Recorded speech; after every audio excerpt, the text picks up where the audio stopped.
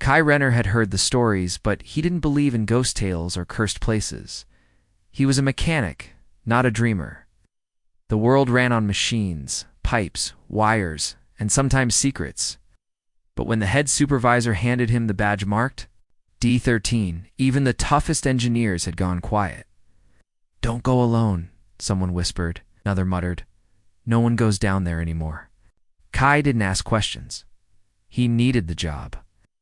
After the accident that damaged his arm and his career, this was his last chance. He took the badge and walked toward the old elevator at the back of the station.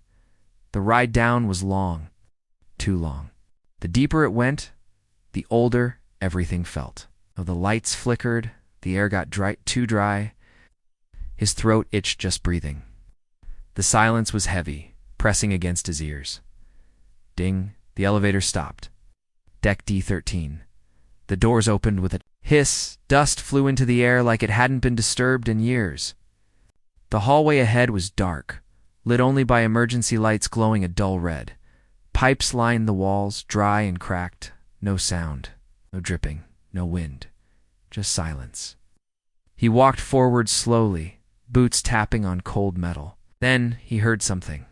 A soft sound, not a voice, not a machine. It was like breathing, faint, weak, like something trying to stay alive. He followed the sound to a massive set of sealed doors.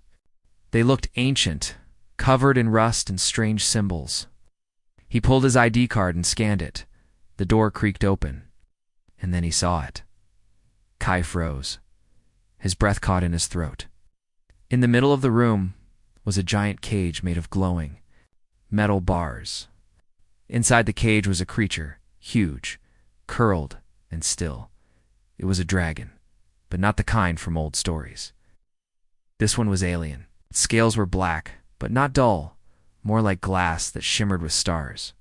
Its wings were folded tight, covered in cracks. Its claws were dull and broken. Its horns looked worn down like stone after a storm. Chains held its legs and neck down. Strange cuffs made of glowing metal pulsed with soft blue light. Its mouth hung open slightly. Its tongue was dry and gray. Its lips were cracked. Its chest rose and fell barely. Kai couldn't move. He stared at the creature. Not in fear, but in shock. How long had it been here? Why? He stepped closer. The air got even drier. His lips began to crack. The walls were covered in dust, but not just dust. Salt, crystals, signs of water long gone. The dragon didn't growl. It didn't move. But Kai felt something. Whisper. Not in his ears. In his mind, it wasn't words. It was a feeling. Pain, loneliness, thirst, endless time. Silence. Kai stepped back, heart racing. What was this place? What had they done? He turned his flashlight toward the walls. A rusted panel blinked softly. He wiped the dust and read the label. Subject, Visterial Containment Order. First cycle year, 217. Hydration cycle terminated. Mental containment active. Do not interact. His eyes widened. No water for over a century. He looked back. At the dragon, its eye just wanted slightly. It was dull gold, cloudy with time and pain. But even so, in that eye, Kai saw something he didn't expect. Hope. Not a beast, not a monster.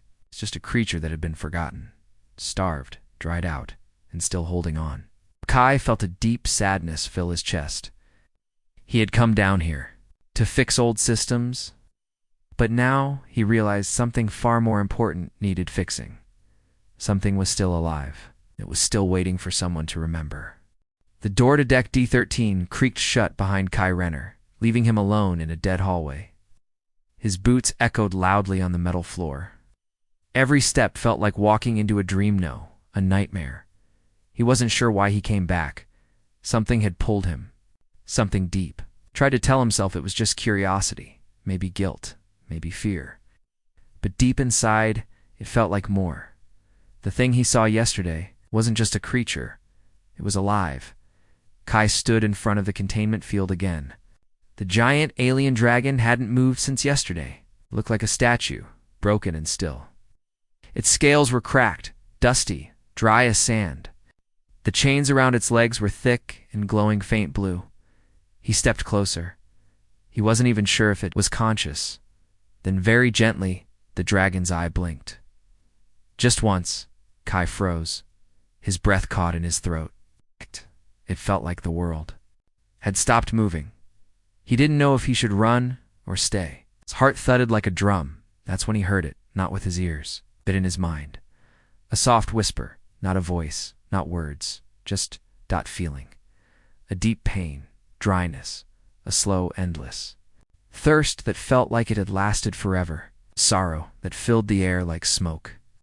And underneath it all, something even harder to bear, loneliness. Kai's eyes filled with tears before he even realized it. He took a step back, breathing hard. No, this can't be real, he whispered. But it was. This dragon, this thing. Everyone had forgotten, was not just alive, was hurting. The files he read yesterday echoed in his head. Hydration banned. Mental disruption from dehydration. No contact. They did this on purpose. They kept it thirsty, dying. Silent for 100 years. He stared at the tubes meant to feed the creature. They were broken, dry.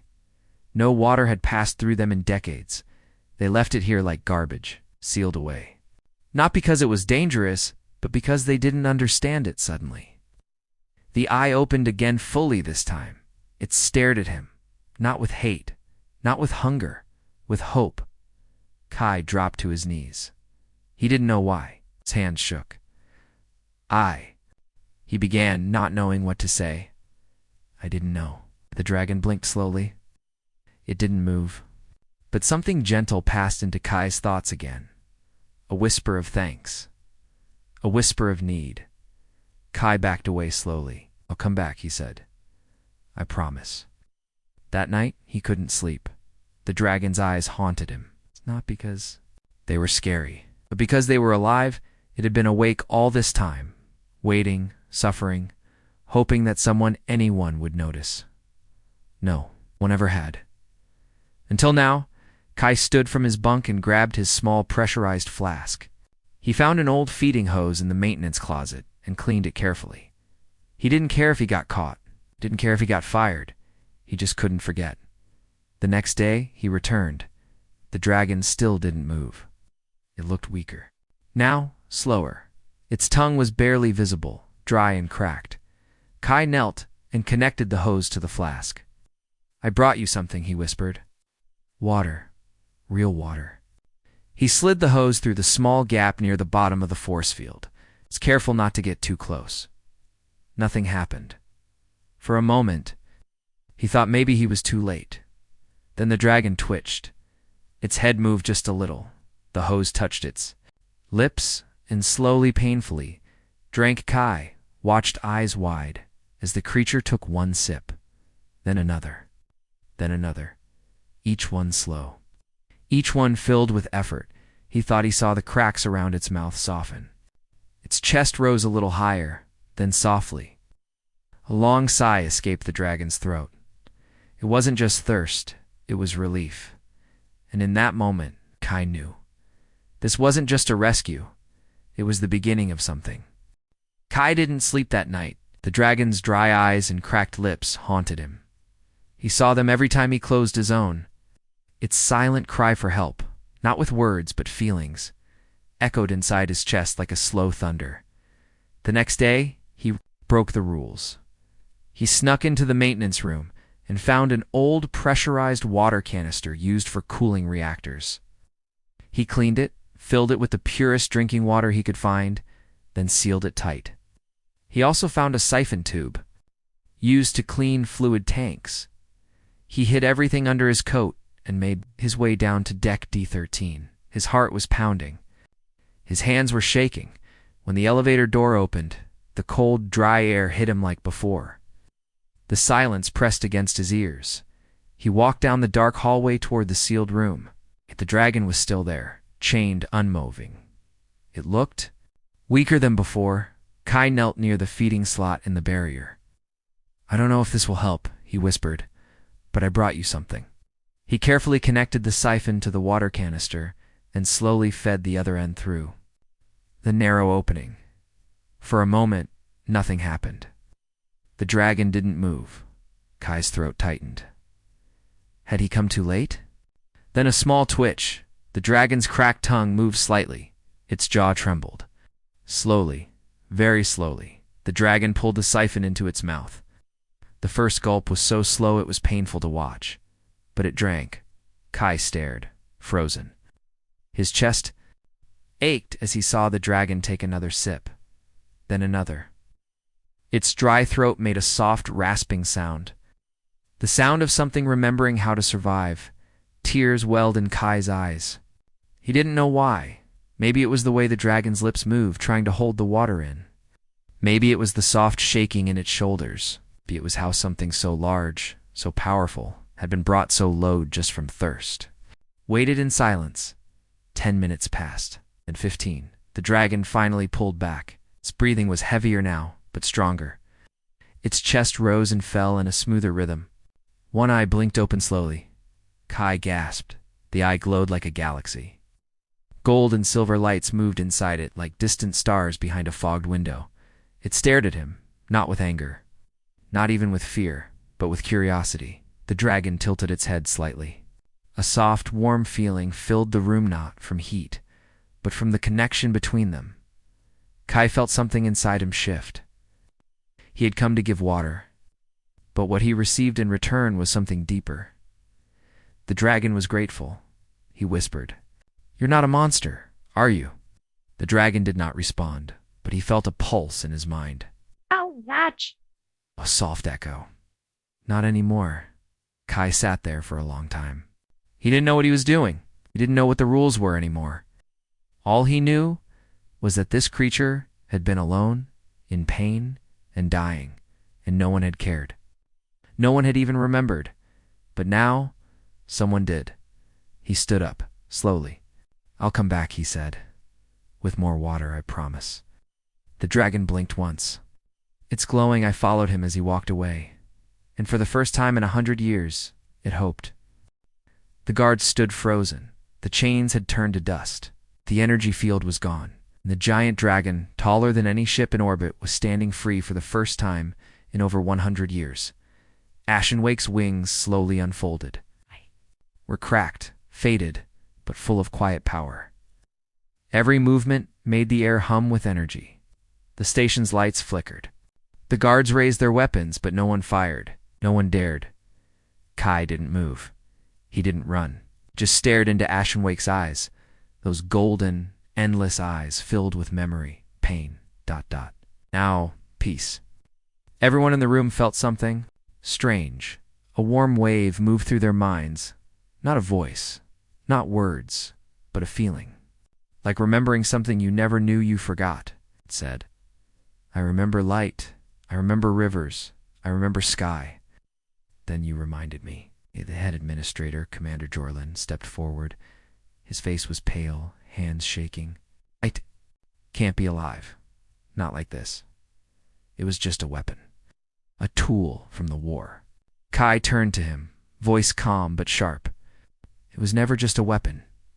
You made it one." Ashenwake lowered its head to Kai. Even now, it did not speak. But Kai understood. Every part of his body understood. This creature had lived without water, without hope, for a full century. No sun, no sky, no sound. Just pain and waiting. He placed a hand on its dry scales. "You're not alone anymore." The dragon blinked slowly, and something amazing happened. A tear clear glowing faintly with starlight slid from its eye. It hit the ground and hissed, and from the metal floor a tiny blue flower began to grow. Everyone saw it. Gasps filled the room. Even the most hardened guards looked around, wide-eyed and silent. One young technician whispered, "It's healing the station ... with water." Kai nodded. "It never meant to harm us. It was starving. It was afraid, and we left it to suffer." Ashenwake stepped forward, and no one stopped it. The doors opened without being touched. Lights came on as it passed, brighter, cleaner. Pipes dripped with new moisture, the recycled system suddenly running better than ever before. But then something unexpected happened. Alarms blared. Fleet Command had detected the energy change. A warship was inbound. They thought something was attacking from below. They thought Ashen Wake had escaped. They'll destroy the station, Jorlin said, panicked. They'll wipe it all out. Kai looked at Ashen Wake. Can you stop them? A pause. Then gently, the dragon spread its wings and launched upward through the lift shaft, tearing through levels like paper butt, causing no damage. Every wall, every pipe it touched, healed. Water flowed. Power systems surged. The station came alive. From the viewing window, they all saw a Ashen Wake flew into orbit, facing the incoming warship. There was no fire, no battle, just silence. Then the warship stopped and slowly turned away. Ashen Wake had spoken, not in weapons, but in feeling. It sent the truth directly into the minds of those on board. I am not your enemy. I am awake. I am free. The station cheered. Back below, Kai watched the sky with a quiet smile. For the first time in his life, he felt like he had done something good. Really good. Not for credit, not for praise. It's because it was right. Ashen Wake returned before dawn. It landed softly outside the hangar, folding its wings and lowering its head to Kai again. The bond was clear now. No more pain between them. No more thirst. Just trust. Kai handed it a final flask of water. Ashen Wake drank slowly, then rumbled low and warm like a purr from the stars themselves. And in his mind, Kai heard one last message. Thank you for helping me remember. I was alive